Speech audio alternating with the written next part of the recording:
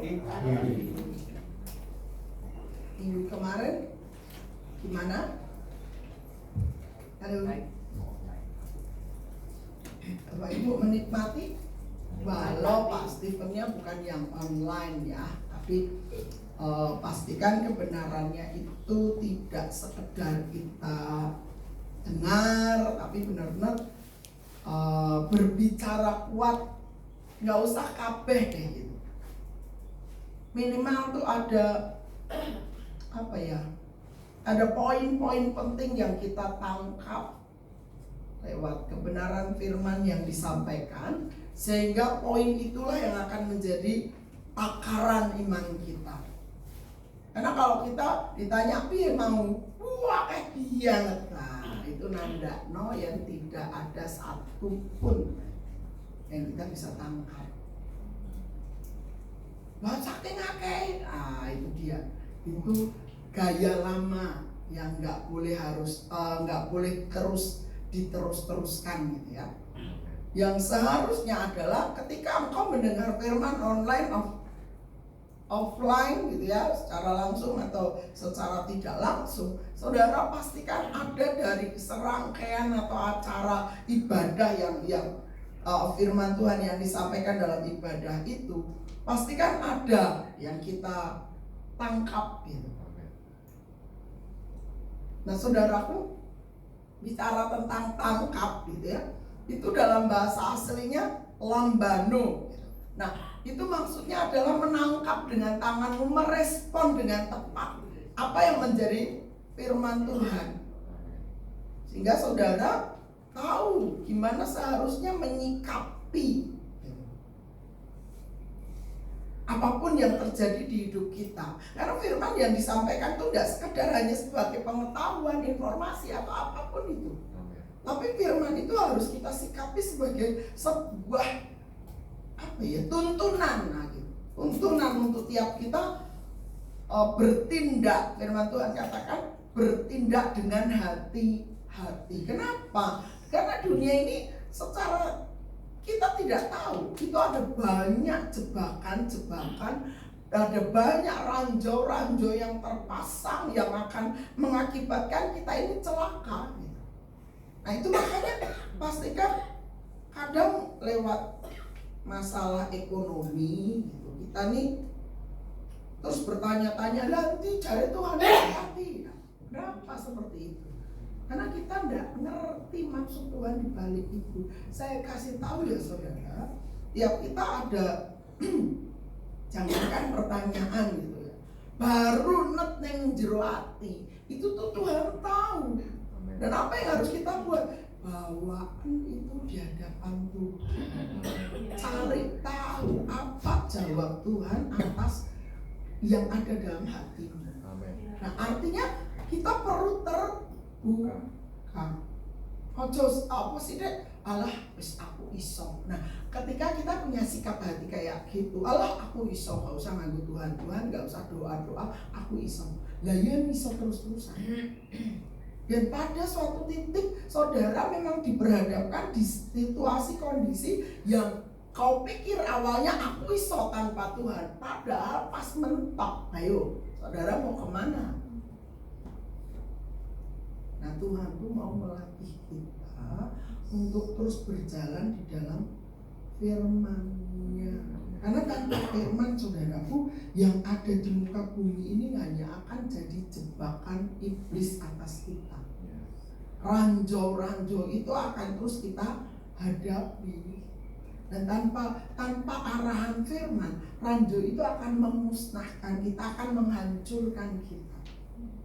Karena memang itu target iblis. Mau lewat ekonomi, lewat rumah tangga, lewat apapun deh. Itu memang didesain oleh si jahat dengan tujuan untuk buat kita terjauhkan dari Tuhan.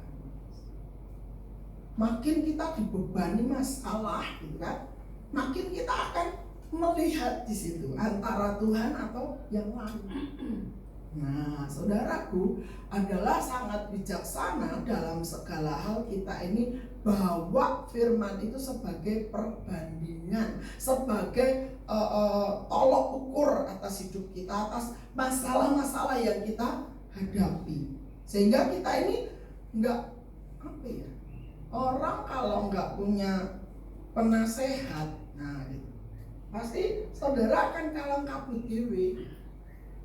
Enek opo? Yo, saya tak tanggung. Nah, hari ini mungkin oke, bisa nanggung, tapi hari berikutnya itu loh saudaraku, kalau kasus atau masalah itu terus membombardir atau terus terarah kepada saudara, pasti pada suatu titik saudara akan mengalami yang namanya kelelahan. Harus ngadepi masalah terus ya. Karena emang pada dasarnya kita belum lulus, maka otomatis kita harus menghadapi hal yang sama sampai lulus. Itu mau Tuhan. Tapi di balik itu ada settingan si jahat, tujuannya untuk hancurin kita. Maka apa yang harus kita buat? Ayo mepet buat Tuhan. Ayo cari tahu semuanya jawaban dari Tuhan. Jangan cari yang lain-lain. Artinya di sini ya mungkin nasihat orang baik, tapi belum tentu benar. Kalau firman itu benar dan pasti baik. Katakanlah mungkin firman itu benturan dengan fakta yang ada. Percayalah, firman lebih punya kedaulatan dibanding fakta-fakta yang ada. Kalau kita ini punya pandangan bahwa firman di atas segala-galanya, terjadilah atasnya. Tapi kalau kita berpikir so oposite firman, nah itu masalah kita. Kenapa? Sudut pandang kita harus diperbarui. Oh, di atas segalanya di muka bumi, firman Tuhan yang menjadikan. Tuhan yang berkata dalam Kejadian 1, jadilah terang. Apa yang terjadi? Terang memunculkan diri, gitu loh. Jadilah daratan, jadilah lautan, semua memunculkan diri dengan begitu saja. Artinya firman punya kedaulatan, dan itu juga yang harus terjadi atas hidup kita.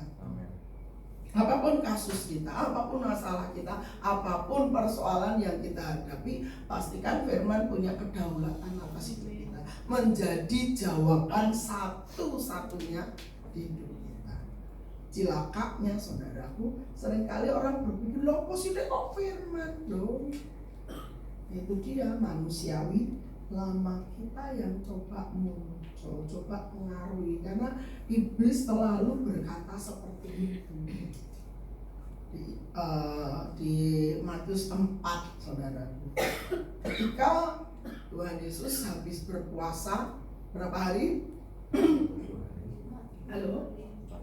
40 hari 40 malam. 40 hari 40 malam loh saudara. Jadi bukan hanya 3 hari 3 malam. Ada di sini yang sudah pernah jalanin 3 hari 3 malam. Orang Jawa bilang kok mati geni. 3 hari 3 malam gak metu kok kamar.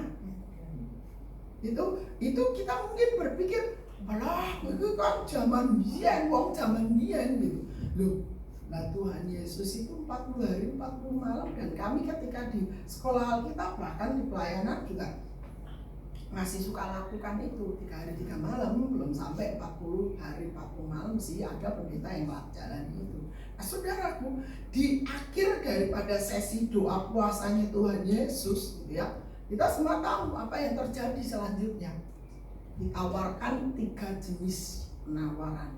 Awalnya kebutuhan manusia, yaitu makanan, terus posisi dan kemuliaan. Nah saudaraku, ini loh yang kita perlu waspadai. Tuhan itu tidak pakai jawab yang aneh-aneh. Tuhan tidak pakai silat lidah. Yesus hanya jawabnya demikianlah firman Tuhan. Artinya Yesus saja bergantung sama firman gitu loh. Yesus jawab segala sesuatu dengan firman. Nah kita ini kadang-kadang pakai ilmunya orang lain. Oh lah kayak biar iso loh. Oh kayak biar pengalaman ini. Aku tak melu-melu. Nah itu dia, itu yang seringkali menjadi bahan pemikiran kita, menjadi pola kita yang sudah harusnya dilenyapkan. Kenapa? Kita punya polanya Tuhan. kita punya polanya yang tidak pernah keliru. Nah saudara, sekarang ini Tuhan sedang ngajari satu hal lagi, yaitu bicara tentang peremukan. Apa saudara? Peremukan. Sing pinter melayu dhisik ra apa-apa. Peremukan. Artinya dari asal kata apa tuh? Nah, asal kata remuk bukan pecah. Bisa melihat perbedaan itu pecah dan remuk. Kalau pecah berkeping-keping, kalau remuk bahasa Jawanya apik remuk. Jadi bisa bayangkan saudaraku, pecah berkeping-keping alias masih ada serpihan yang bisa ketemu, ketok ya. Mungkin bisa diambil dengan tangan ya. Tapi kalau remuk bubuk, apalagi bahasa Jawanya, saudara, apapun yang dilakukan ketemunya cuman bukan bubuk ya. Aja bubuk ya. Saudara tidak boleh bubuk. Nah akhirnya saudaraku, ini loh yang Tuhan mau tiap-tiap kita sadari. Lewat peristiwa demi peristiwa di hidup kita, Tuhan maunya kita ini remuk dan bubuk. Artinya nggak ada lagi kemanusiaan yang masih bisa menjadi andalan kita. Karena kalau kita masih mengandalkan ini itu, artinya apa? Tuhan seolah-olah di nomor 2 kan. Tapi kalau sudah remuk bubuk, yang namanya tembikar, mungkin bukan tembikar ya, apa tuh? Orang bikin sesuatu dari tanah liat, nah itu dia. Itu saudara tahu kan, bahwa itu harusnya tanah yang benar-benar pure murni, tanah. Gak boleh ada campuran kerikil cilik, pun harus dipetam itu, harus dibuang sampai benar-benar murni tanah liat.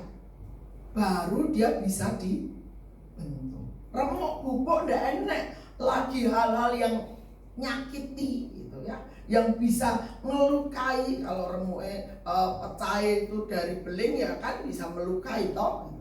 Remuk pun kalau ndak jadi bubuk yang benar-benar lembut itu masih bisa melukai. Nah saudaraku, lewat peristiwa-peristiwa di hidup kita ini sebenarnya Tuhan ingin membawa kita pada proses peremukan, dimana kita ini sampai kehilangan jati diri manusiawi kita. Supaya apa? Jati diri yang Kristus sudah sematkan dalam hidup kita, itulah yang muncul. Amin. Firman Tuhan katakan, oke enggak usah buka dulu ya. 2 Korintus 5 ayat 17. Kamu adalah ciptaan baru. Terus yang lama sudah berlalu, yang baru sudah datang. Apa yang saudara bayangkan di situ? Kalau bicara tentang ayat tersebut. Ini yang harusnya kita temukan di dalam jati diri kita, yaitu sebenarnya engkau tuh di mata Tuhan itu sudah utuh, sudah baru, walau memang sedang dalam proses. Dalam artian enggak lagi pakai cara-cara manusiawi yang lama. Kenapa? Karena seringkali manusiawi kita ini benturan dengan kepentingan sorga, dengan firman Tuhan itu pasti. Kenapa? Karena gaya hidup lama yang sudah kita warisi dari nenek moyang kita, sudah kita belajar dari lingkungan masyarakat dan lain sebagainya, itu terlalu kuat, yang akan jadi oposisinya firman. Asal kau dengar firman, lalu muncul pertanyaan, nah itu dia. Itulah sisi manusiawimu yang harus disingkirkan. Amin. Loh, lah aku terus dadi ini kayak apa? Ya kayak Kristus. Itu mau tuh Tuhan gitu. Saudara jadi seperti Kristus. Lah kok jadi kayak Tuhan? Nah, kenapa tidak? Firman Tuhan berkata, manusia itu sedikit lebih rendah dari Tuhan, dari malaikat. Malaikat aja di bawah kita kok. Aslinya ya, saudaraku, aslinya manusia itu sedikit lebih rendah dari Tuhan. Kenapa? Karena engkau terhubung langsung dengan penciptamu yang menciptakanmu tuh loh, yang apa namanya? Kalau yang namanya tanah liat itu dirakit itu loh saudara. Nah itu dia penciptamu, itu dia yang merakit dirimu. Bacaan di Mazmur 139, engkau yang membentuk buah pinggangku, kejadianku tidak terlindungi, walau aku ada dibuat di tempat yang tersembunyi. Nah, saudara, di situ kita perlu menyadari bahwa engkau dan Tuhan itu harusnya inline, satu jalur. Cuman karena kita ini sudah hidup bertahun-tahun dengan cara-cara yang manusia, yang duniawi itu ajarkan, itulah gaya hidup yang bertolak belakang, bertentangan dengan idenya Tuhan. Kita bisa bayangkan idenya Tuhan itu luar biasa begini. Ketika Adam ditempatkan di Taman Eden, ya, Tuhan perintahkan Adam ngapain? Halo? Ngapain di Taman Eden ngapain? Usahakanlah, gitu kan? Usahakan itu nggak cuma makan doang, metik, tapi juga ngopeni itu loh, ngopeni, mengusahakan itu sekaligus ngopeni dan jogo. Jogo di sini maksudnya supaya kalau ada yang loyo, tanaman loyo berarti kurang banyu, gitu. Dia harus segera disiram. Nah, saudara bisa bayangkan itu taman luasnya kalau sekarang ini seperti daratan Irak dan Iran jadi satu. Nah, saudara bisa bayangkan waktu itu belum ada drone. Waktu itu belum ada traktor, waktu itu belum ada alat-alat modern macam sekarang. Apa yang harus dibuat oleh Adam sampai dia bisa tahu, di sana kekeringan, di sana terlalu banjir. Apa yang harus Adam lakukan? Bisa bayangkan? Bisa kasih jawaban? Apa yang dilakukan oleh Adam? Dia yang dibikin oleh Tuhan sedikit di bawahnya Tuhan. Artinya dia bergantung penuh kepada pemilik taman itu. Dia tanya sama yang punya taman, di sana lagi kayak begini, apa yang harus kubuat Tuhan? Bisakah? Sangat bisa. Hanya jalan berpikir kita ini loh yang manusiawi. Kita berpikir, apa iso Tuhan jawab, apa iso Tuhan denger aku. Nah itu dia yang harus dimusnahkan. Setuju? Setuju, manusiawi kita harus disingkirkan. Pikiran-pikiran manusiawi itu loh yang seringkali kontradiksi dengan firman. Nah, aku yang ora kerja entuk duit, anak bojoku mangan apa? Sering dengar kata-kata itu, atau saudara sendiri yang ngomong kayak gitu. Nah, ini dia waktu yang baik. Untuk tiap kita Tuhan katakan tidak bisa punya dua jenis Tuhan. Satu Tuhan dan satu Mammon. Tuhan tidak pernah bandingin dirinya dengan dewa-dewa manapun enggak. Tuhan hanya bandingin dirinya dengan Mammon. Kenapa? Karena ini manusiawi sudah terlalu terikat dengan yang namanya Mammon. Ora iso apa enak ora ndedet. Yo, saudara sering dengar itu atau bahkan saudara sering ngomong kayak gitu. Lah, nek aku ora usah kerja. Keliru juga. Tetap saudara harus kerja prinsipnya, tapi bukan untuk menghasilkan uang bagi hidupmu. Apa yang harus kau buat? Nah ini, yang harus membuat kau kerja untuk menghadirkan kerajaan Tuhan lewat hidupmu. Ketika pembinaan ini ada di setiap orang Kristen, orang percaya, saudara percayalah, orang Kristen itu tidak akan menghalalkan segala cara demi dia dapat mamon sing sak gudang. Bila perlu kabeh duitku. Kenapa? Karena hidupnya tidak dipengaruhi atau tidak diperintah oleh dia tahu kapan waktu Bapak mencukupkan hidupnya. Dia tahu pasti kapan waktu berkat itu datang. Jadi apa yang terjadi? Dia tidak perlu khawatir akan masa depan. Itu sudah terjadi di hidupku, saudara.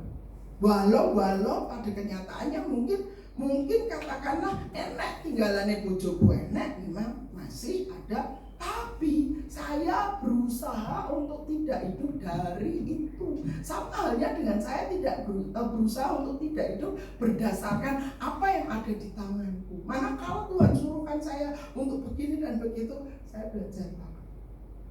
Nah saudara, itu loh berletak peremukan, bukan pecah. Ya. Nah, di sini yang Tuhan mau, mari kita belajar dari peristiwa Yakub. Pasti saudara sudah familiar dengan ini. Kejadian 32.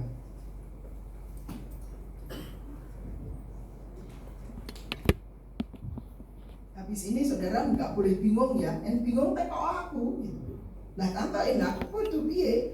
Ora oleh kerja. Salah juga kalau nggak oleh kerja. Tetap saudara kerja bukan demi gaji, bukan juga demi mamon, bukan. Tapi bagaimana kita mengaktifasi kerajaan Tuhan lewat cara kerja dan hidup kita. Nah, ketemu Kejadian 32 ayatnya yang 22 sampai 32. Pergumulan Yakub dengan Allah.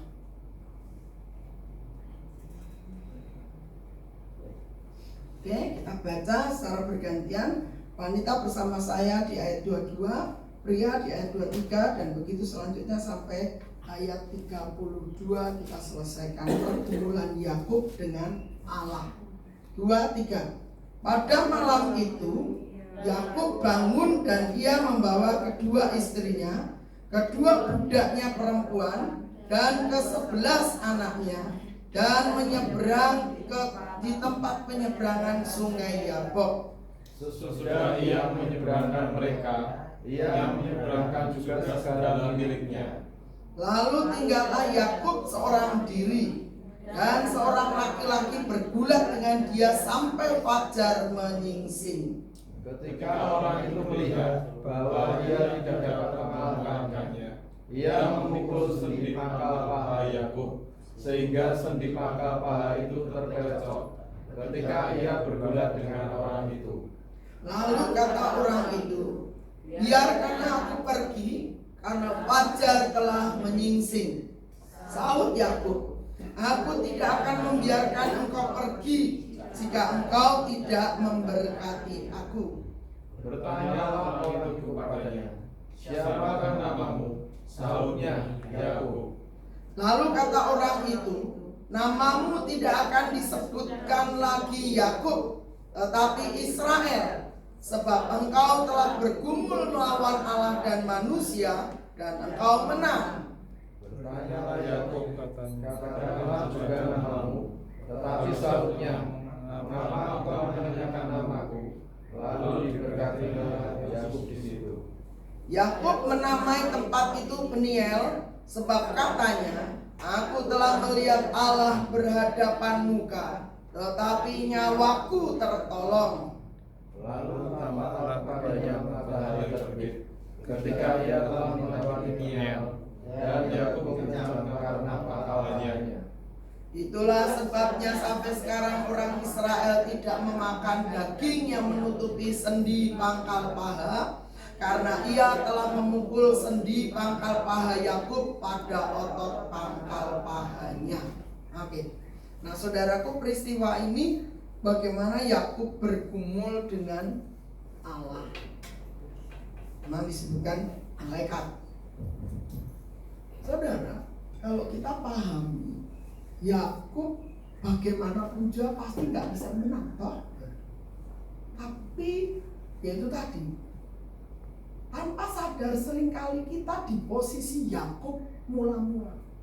Enek firman datang di hidup kita, yang terjadi apa? Wila tantein. Nah muncul perkataan ini. Wih gue tantein, gue pendeta wih. Aku jemaat biasa, jemaat awam. Benar tahu? Itu waktunya engkau harus menaklukkan kemanusiaan. Kenapa? Mungkin kata-katanya enggak, gue lah aku tantein. Nah, mungkin kata-katanya beda lagi. Oh iso.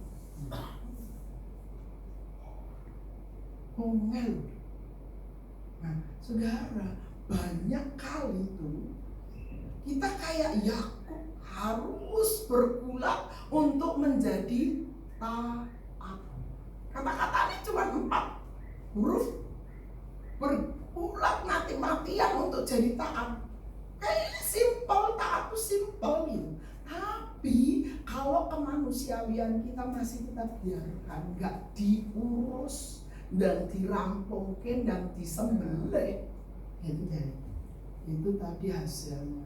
Tiap datang firman, saudara dengar khotbah, saudara baca firman atau apalah itu hubungannya dengan firman, saudara hanya akan berbantah-bantah. Saudara akan berkata, Tuhan maklum. Nah, kayak gitu. Itu selalu muncul sebagai jawaban dari kemanusiaan kita. Tapi lihatlah, peristiwa ketika Yakub harus bergumul, bergulat, dan akhirnya memang dia menang. Kenapa? Dia keluar sebagai pemenang bukan karena menang kemanusiawiannya, tapi lebih dia kemudian paham, saudara. Tidak ada jalan lain kecuali dia harus tunduk kepada firman.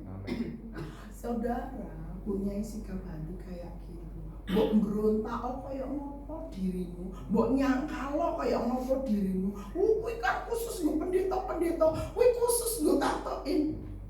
Kayak gitu, sekalipun kalau engkau tidak taklukkan hidupmu kepada firman, saudara akan terus alami tekanan. Beneran? Saudara akan terus alami bagaimana firman itu mengejar hidupmu.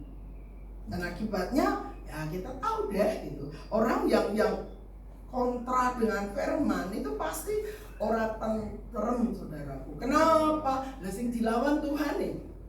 Itu harus kita sadari. Kalau toh saudara, aku usah baca firman, karena firman Tuhan berkata juga dalam Ibrani, yang tahu banyak dituntut banyak. Ya wis nek aku ora usah nyang gereja, ndang ngrungokke firman tuntutane tambah akeh. Ya wis nek aku ora usah maca firman, aku ndak tambah mudeng firman, aku tuntutane kakin. Sampai kapan kita akan ngeles kayak gitu? Ayo. Padahal yang kita berdoa, maunya kita apa? Jujur aja saudara, kalau kita berdoa punya keinginan, punya penjaluk sama yang punya hidup, apa yang kita pengen? Jujur, saudara, jujur. Enak toh, jujur ini gampang sebenarnya. Cuma dia itu tadi terlalu belat-belit banyak dalil-dalil kita, banyak dalih-dalih kita. Di satu sisi Tuhan jawaban toh doaku, aku pengen sisian dong, aku pengen ini dong gitu. Tapi di lain sisi Tuhan juga ngomong, lagi rumah nanti pijit ngeyel lah, pijit pengen suka-sukamu. Ingat ya, pada suatu ketika Tuhan Yesus ngomong sama setelah dia bangkit dari kematian gitu ya, siap kembali ke surga. Dulu orang kau bisa pergi kemana suka, tapi nanti engkau akan alami orang yang akan belenggu engkau. Itu nubuatan benar terjadi pada seorang rasul Tuhan. Dia benar-benar akhirnya menjadi seorang tawanan dan dihabisi di sana gara-gara nama Kristus. Nah saudaraku, Tuhan mau tiap kita jangan menjadi kemudian dalih kita bahwa tahu banyak, dituntut banyak, wis aku ora usah tahu firman Tuhan. Itu juga sebuah kekeliruan. Tanpa firman kita mau jadi apa? Kita ini asalnya kok firman kok. Asal kita itu dari tangan Tuhan. Maka sudah sewajarnya dan seharusnya kita kembali kepada Tuhan. Yakub bergumul sampai benar-benar dia remuk bubuk. Kenapa? Loh, awalnya kalau saudara baca di bagian-bagian sebelumnya, Yakub tuh politically giat. Apa? Licik. Awalnya, waduh, awake dhewe kudu mulih, kesel aku neng Laban. 14 tahun dapat istri 2. Semua diperjuangkan selama 7 tahun. 2 kali toh. Awalnya pengennya Rahel sama bapaknya Rahel dikei Lea, untung nggak Lea gitu ya. Nah akhirnya dia harus kerja lagi 7 tahun untuk dapat kecintaan dia benar-benar cinta mati sama si Rahel gitu kan. Nah beneran dia tebus 7 tahun lagi, dan itu perjalanan yang nggak gampang loh saudara. 14 tahun dia berupaya untuk itu, dan memang anaknya waktu itu sudah 11, karena bukan 2 istri aja ya, ditambahi bundiknya atau pelayannya yang akhirnya jadi bundiknya sehingga anaknya sampai segitu banyak. Nah saudara, waktu dia mau pulang ke bapaknya gitu kan, dia itu setting hidupnya begitu rupa, akal-akalan. Tujuannya apa? Ben aku selamat karo sayangku si Rahel, cintaku si Rahel. Sementara 2 bundiknya dengan anak-anaknya di bagian depan, tapi depan dewi yang lain lagi. Setelah itu sab berikutnya baru Lea, sab berikutnya baru Rahel, sab terakhir, barisan terakhir dirinya. Licik banget. Kenapa? Yang Esau datang, yang diserang ngarep bisik. Baru berikutnya, sementara sampai barisan ke belakang sebelum sampai aku sengaja. Ayo bertobat orang-orang yang suka cari aman, ya, ngorbanin orang lain. Lu aja deh yang maju, gue mau main aman. Ini orang-orang model kayak gini buat gitu, tidak bagus. Akhirnya, tapi ketika si Yakub harus bergumul dengan malaikat yang tadi kita baca, terjadi perubahan cara berpikir. Dia tidak lagi cari aman, cari selamat. Dia di bagian depan. Saudara bisa bayangin, ketemu kakaknya yang puluhan tahun dia tinggalin, tapi dalam kondisi diakusi. Saudara mesti ingat kelakuan Yakub.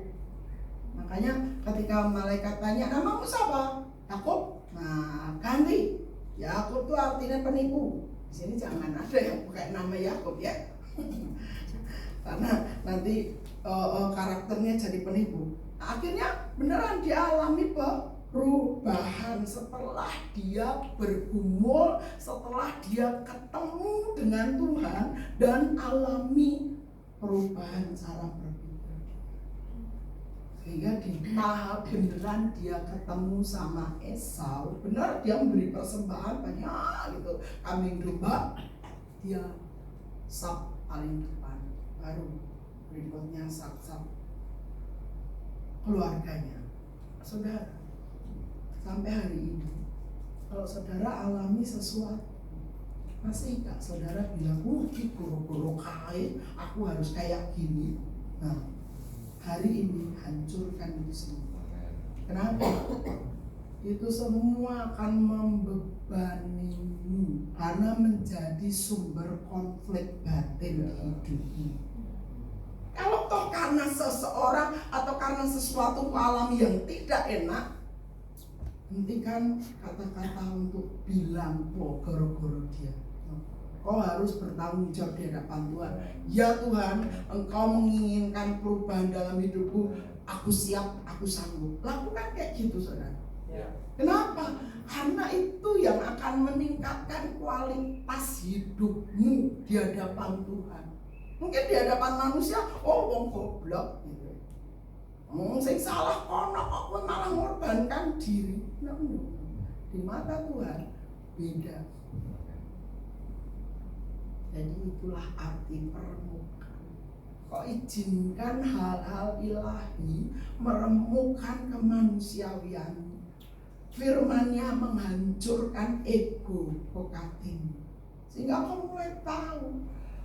Saudara, saya kasih tahu ya. Simak baik-baik.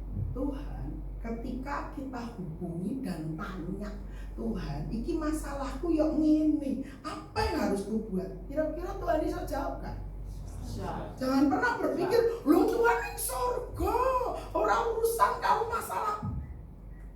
Biru jalan berpikir kita. Tuhan benar di sorga, tapi juga ada di hatimu, di hidupmu.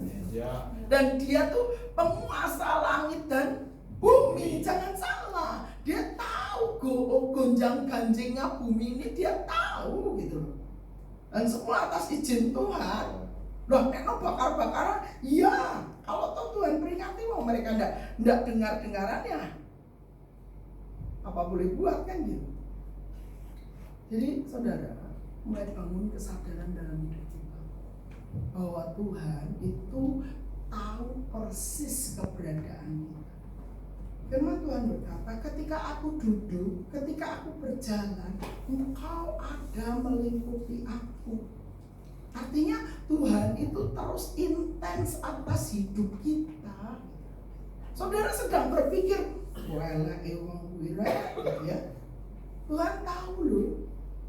Wah, aku dikadali, wah aku dihapusi, wah aku ditipu. Tuhan juga tahu. Maka setiap peristiwa di hidupmu, jadikan itu bagian dari cara Tuhan membentuk ulang hidup.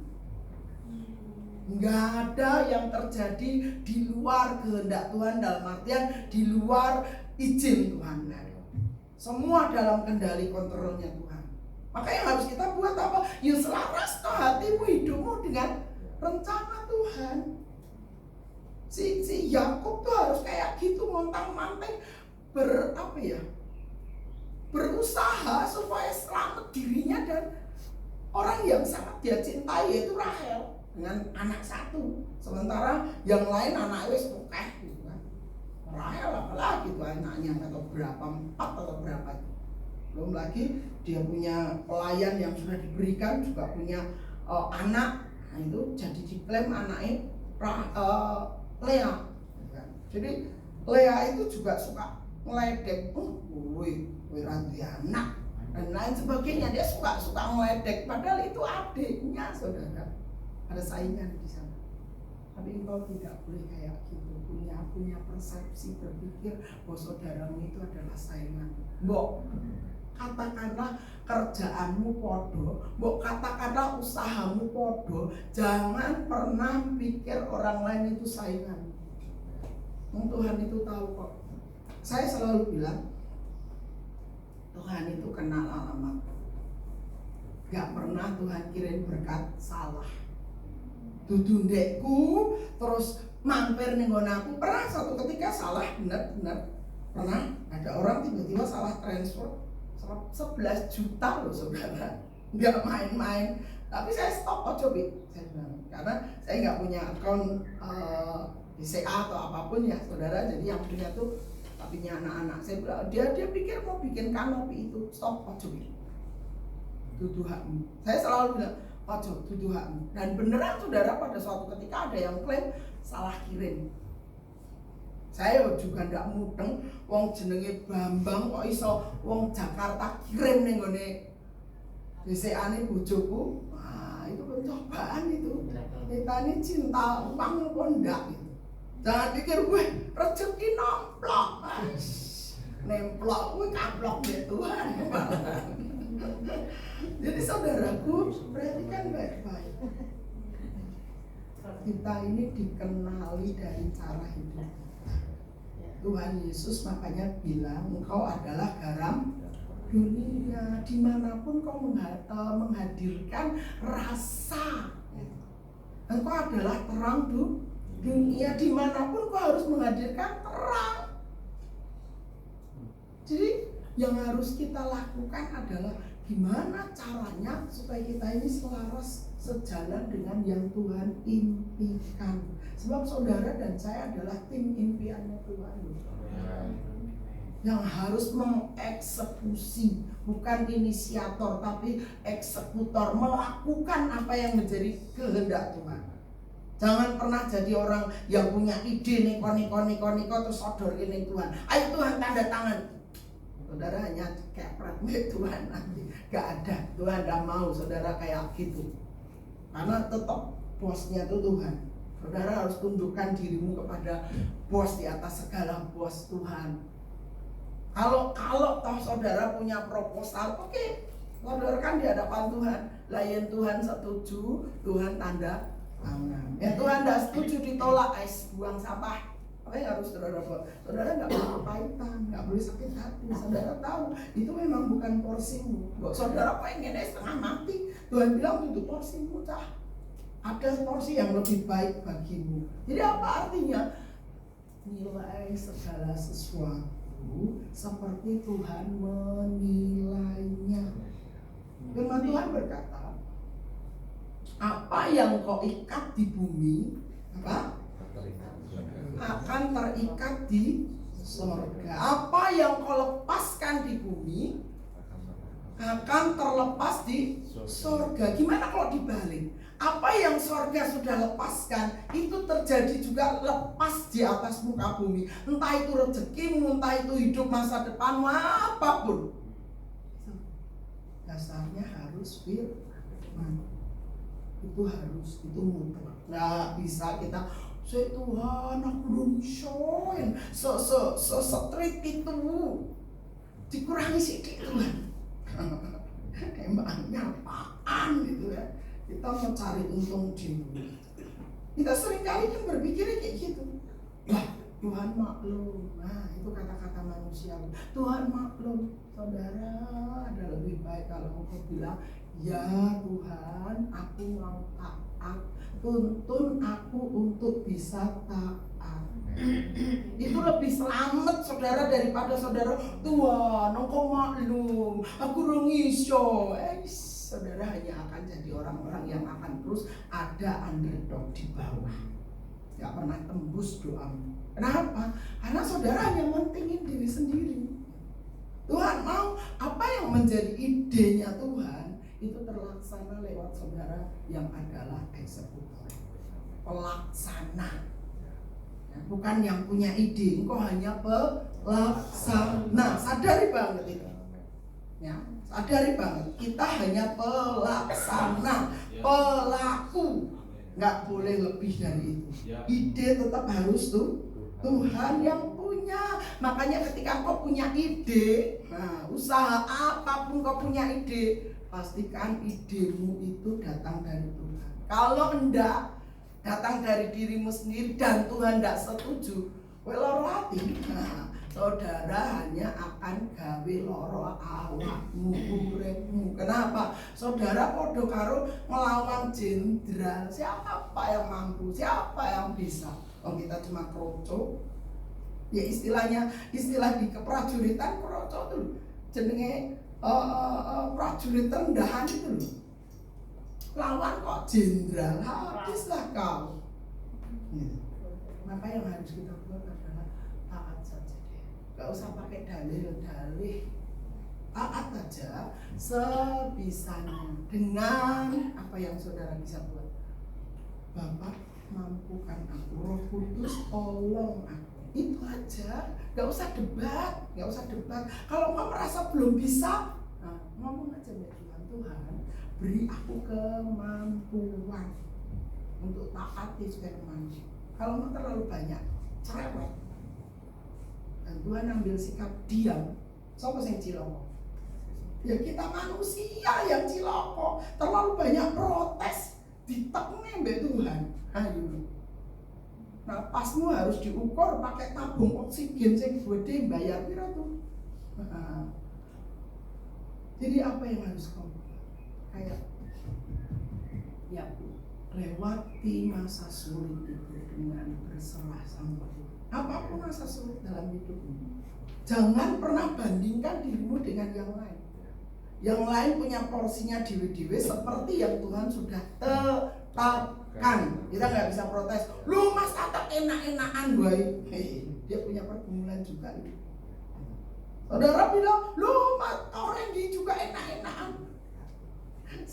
Si Sael kalau dulu waktu kecil lihat saya gitu ya, sedang ada rapat, saudara rapat di Tawangmangu, enak-enakan. Dia berpikir gitu, ya jenenge kiahnya pikiran anak-anak kan kayak gitu. Dipikirnya saya sedang jalan-jalan, gile gitu. Padahal jenenge rapat, yang dindi rapat gitu kan. Nah, saudara, kita ini harus terus beri kesempatan, ruang untuk firman Tuhan berbicara, mendewasakan kita. Tanpa itu ya kita akan terus kanak-kanak adanya cuma nuntut dan nuntut. Tuhan penuhi keinginanku, Tuhan jawab doaku. Kapan kita menjadi dewasa? Kapan kita mulai mengenal tanggung jawab? Saudaralah yang punya posisi dan punya jawaban, dan tiap kita Tuhan mau untuk kita terus ada bersama Tuhan. Karena hanya itu yang akan menolong kita untuk melihat Tuhan. Yakub akhirnya namanya stempel, namanya yang dari lahir sudah dikasih Yakub, penipu. Beneran dia lakukan karakter penipu dengan kakaknya toh, dengan bapaknya bahkan juga ditipu, dengan di apa jenenge, difasilitasi oleh ibunya, gitu kan? Iya kok, wis toh gampang, kowe kok ngaku sih, kowe ngaku Esau, dan berkat kesulungan datang atasmu, jatuh atasmu. Tapi ternyata itu bukan sesuatu yang Tuhan mau. Benar, dia benar bisa jadi anak sulung, tapi dia harus bertobat dari tukang tipunya. Dan kemudian kita lihat bagaimana si malaikat itu memberi label baru.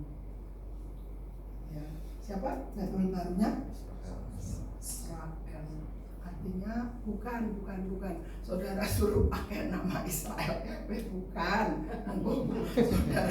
Saudara diomongi Zionis tangkap, tambah rusuh bangsa ini nanti.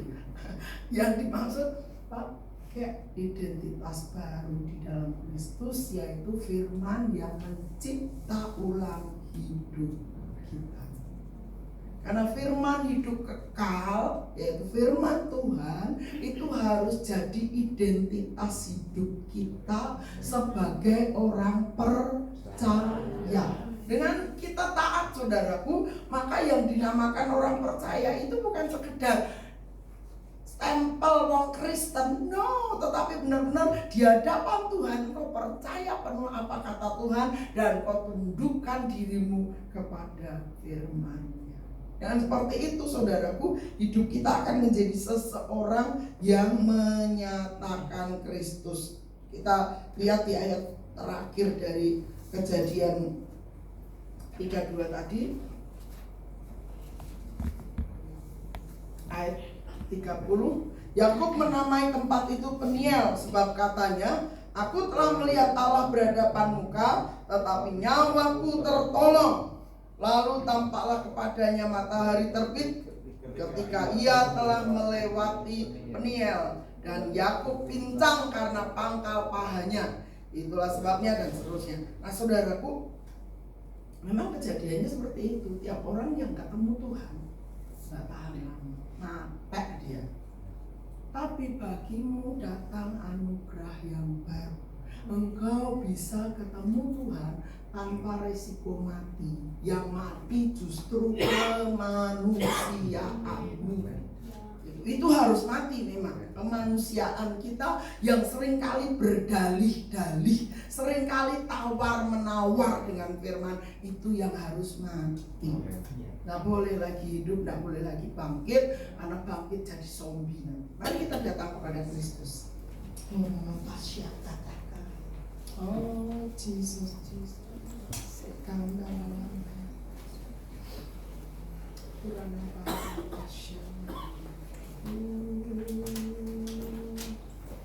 Saya bilang pemain musik.